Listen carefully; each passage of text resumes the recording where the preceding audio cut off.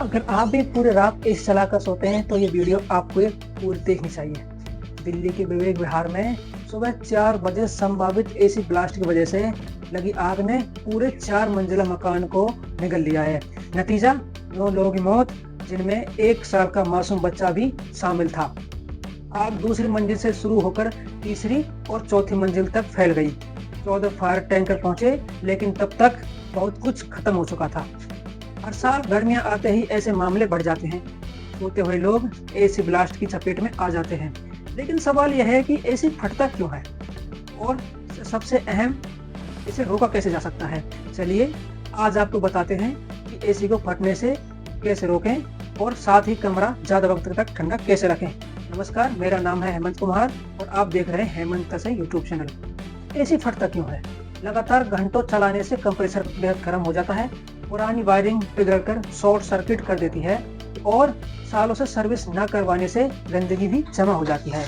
Pressure बढ़ता है, कमरे के साइज से छोटा या गलत टन का एसी लगाना भी बहुत नुकसानदायक साबित हो सकता है।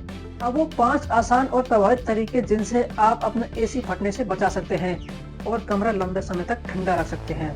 सबसे पहला, एसी को लगातार मत चलाइए, ब्रेक दीजिए। लगातार इसे ऑन रखने से सबसे बड़ा खतरा है हर 4-5 घंटे में लगभग 30 से 45 मिनट का ब्रेक दें। इससे कंप्रेसर ठंडा होता है और ब्लास्ट का खतरा कम हो जाता है। दूसरा, सही टन का एसी चुनें। 10 बाय 10 के फिट के कमरे में 1 टन का एसी काफी है। अगर एसी छोटा है तो कंप्रेसर पूरी रात लोड लेकर चलता है, वो जल्दी खराब हो सकता है या फट भी सकता है। तीसरा और सबसे इम्पोर्टेंट, रेगुलर सर्विस करवाएं। हर 6 महीने में एसी की कंप्रेसर एक्स्ट्रा बोझ डालते हैं। साथ एसी न सिर्फ ठंडक देता है, ना कि सिर्फ फटने का खतरा भी कम हो जाता है। चौथा, 22 से 24 डिग्री पर एसी का टेम्परेचर रखें, उससे नीचे ना लेके जाएं।